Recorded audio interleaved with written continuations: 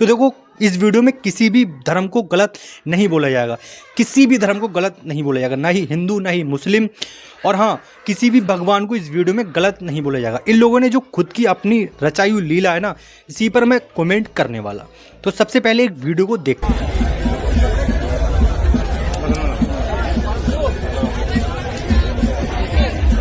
तो देखो, धीरेन्द्र शास्त्री जी के पास बहुत ही हार्ड वाली दिव्य शक्ति है, और तो और धीरेन्द्र शास्त्री जी के पास खुद का पर्सनल नंबर है हनुमान जी का। ये बात हम लोग बहुत अच्छी तरीके से जानते हैं। तो जब धीरेन्द्र शास्त्री जी के पास हनुमान जी का पर्सनल नंबर है, तो धीरेन्द्र शास्त्री जी को बुखार या खांसी या थकान कैसे हो सकती है यार? अरे हनुमान जी तो वो हस्ती है, अगर हनुमान जी पहाड़ पर भी अपना हाथ रख देना तो साला पहाड़ टूटकर चूर चूर हो जाए यार। चलो इस बात को इग्नोर करते हैं, नहीं आ पाए हनुमान जी, किसी काम में व्यस्त होंगे, ठीक है। तो जब शास्त्री जी आपको बुखार आया तो विदेशी डॉक्टर के पास जाने की क्या जरूरत थी? आप तो खुद ही डॉक्टर हो। अरे शास्त्री जी, आप तो एक हनुमान जी को फोन मिलाते, कॉल करते हनुमान जी को कि हनुमान जी मुझे बुखार हो गया है, मेरे लिए जड़ी बूटी ले आओ। आप जड़ी बूटी खाकर स्वस्थ हो जाते, पहले से और ज्यादा फिट हो जाते, पहले से और ज्यादा ताकत आ जाती है आपके अंदर। अरे हम लोग तो इतने ज्यादा कनेक्ट लोग हैं संस्कृत से, हम लोग बड़ी से बड़ी बीमारी, मैं तो यूं बोलूं साला कि कैंसर तक को हम लोग गोबर खाकर ठीक कर देते हैं, और आपने हमारे साथ इतना बड़ा धोखा किया। तो साला शुद्ध देसी गाय का मूत्र पीने से शास्त्री जी का बुखार ठीक नहीं हो सकता था? हो सकता था। तो शास्त्री जी, आपने अपना यहीं पर दोगलापन दिखा दिया, ठीक है। आपने इंडियन कल्चर को छोड़कर विदेशी कल्चर अपनाया, विदेशी दवाइयां खाई, ये आपकी बात नहीं मानी जाएगी। हर इंडियन के दिल में आप बैठे हो, लेकिन आपने हर इंडियन के दिल को दुखाया, ठीक है। आपने इंडियन कल्चर को छोड़कर विदेशी कल्चर अपनाया। ये आपकी बात से कोई भी इंडियन एग्री नहीं करेगा। तो आई एम सॉरी। देखो सुनो, इस्लाम खत्म करने की जिम्मेदारी तो तुम मुझ पर छोड़ दो। इस्लाम की तो नींव मोहम्मद और कुरान है, उस पे तो ऐसा पलीता लगा दिया है कि इस्लाम को तो मुसलमान भी खत्म करेंगे।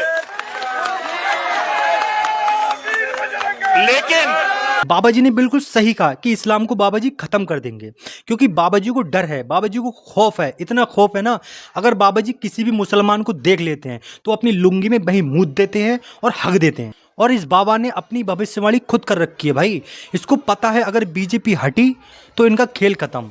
जो इन लोगों का धंधा चल रहा है ना, बीजेपी के नाम पर, धर्म के नाम पर, मुसलमान के नाम पर, इन लोग को पता है अगर बीजेपी हटी तो भाई हम लोग के ऊपर तेल लगाया जाएगा और मठ में बिठाकर इन लोगों से जय श्री राम के नारे लगवाए जाएंगे। इन लोग को सब पता है, इस गंजे को बहुत अच्छे से पता है कि इंडिया से इस्लाम खत्म करना इतना आसान नहीं है।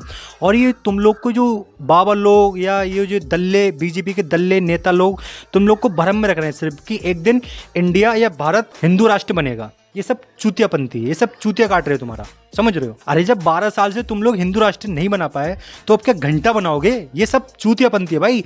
हिंदू मुस्लिम को लड़ाओ साला, वोट बनाओ और बीजेपी को जिताओ, बस इन लोगों का यही काम है, समझ रहे हो? अगर हमने मुसलमानों को कमजोर करना है तो सबसे पहले हमें उनकी लड़कियों पे टारगेट करना होगा। जहां हम उनकी लड़कियों पे टारगेट करेंगे अपने आप ही साले कमजोर हो जाएंगे। कुछ मत करो, हमारी मुसलमानों से लड़ाई है नहीं, हमें तो उनकी लड़कियों से प्यार है, खत्म। ये दल्ला मादरचोद आरएसएस से कनेक्ट है, ठीक है। देखो, आरएसएस की नींव किस लिए रखी गई थी? आरएसएस की नींव इसलिए रखी गई थी कि इंडिया में कोई भी भ्रष्टाचार नहीं होने देगा आरएसएस, है ना। और कोई भी इंडिया में अगर टेररिज्म बढ़ाएगा तो आरएसएस उसको रोकेगा। और ये दल्ला, ये भड़वा, ये मादरचोद बोल रहा है कि मुस्लिम की लड़की लाओ और उससे शादी करो। क्या ये दल्ला भड़वा आतंकवादी नहीं है? अगर यही शब्द कोई मुसलमान बोल देता ना, उसको या तो शूट कर दिया जाता या फिर उसको आतंकवादी घोषित कर दिया जाएगा। लेकिन इस दल्ले पर कोई भी कार्रवाई नहीं हो रही है, यहाँ तक कि साला पॉलिटिक्स भी इसको सपोर्ट करती है, भड़वे को। लाला, अगर एक बार भी दूसरे धर्म को मौका मिल गया ना, तुम तो सिर्फ फेम के चक्कर में ये बात बोल रहे हो, वो साला सच में तुम्हारी गांड मार लेंगे, मैं बता रहा हूँ अभी। तो लाला, नफरत की आग मत फैलाओ, ठीक है। कहीं ऐसा ना हो ये आग ज्वालामुखी बनकर न फट जाए, और अगर ज्वालामुखी बनकर फट गई ना ये आग, तो तुम्हें भागने तक का मौका नहीं मिलेगा। और ये बात मैं ऐसी नहीं बोल रहा, एक बार दूसरे धर्म को मौका मिलने दो, फिर तुम्हें दिन में तारे कैसे चमकते हैं वो खुद दिखा देंगे भाई। तो इसलिए नफरत की आग मत फैलाओ ब्रो। अगर कन्हैया लाल को उसमें हुआ है, भगवान ना करे कभी ऐसा मेरे फैमिली में हो गया, तो इनकी 7 पुश्ती को निस्ते नाबूद कर दूंगा। औरतों के जो पेट में बच्चे होंगे ना, उन साले मजहबी आतंकियों को भी मार दूंगा। नहीं, बिल्कुल नफरत है। क्या नफरत नहीं होनी चाहिए यार? कितनी नफरत है मुसलमान को लेकर। अगर दल्ले तू अपने बाप के बीज से पैदा है ना, तो यही गटर के शब्द अपने किसी भी मुस्लिम एरिया में बोल कर देगा, तेरी गांड मार के पेड़ पर लटका कर तुझ में आग लगा देंगे वो लोग। समझ रहा है ना। और ये मीडिया वाला बोल रहा है कि तुमको मुसलमान से इतनी नफरत क्यों। अबे भेड़ के लंड, इनको नफरत नहीं है भेड़ के लंडों को, इनको है सिर्फ जलन कि इस्लाम की 57 कंट्री कैसे हैं ब्रो, हमारा हिंदू आगे क्यों नहीं बढ़ रहा है।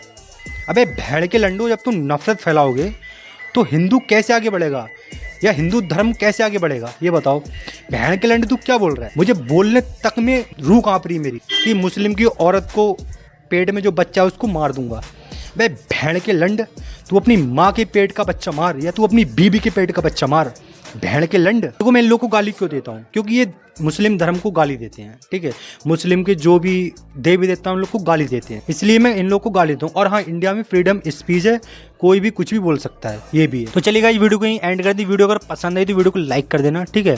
और इन बहन के लंडों को बता दो कि इनका बाप आ चुका है मैदान में, उतर चुका है मैदान में, ठीक है। तो वीडियो को शेयर कर दो दबा के। तो चलिए मिलते हैं नेक्स्ट वीडियो में, तब तक के लिए जय हिंद, वंदे मातरम, बाय बाय। राहुल चल मंदिर में भजन गाने चलते हैं।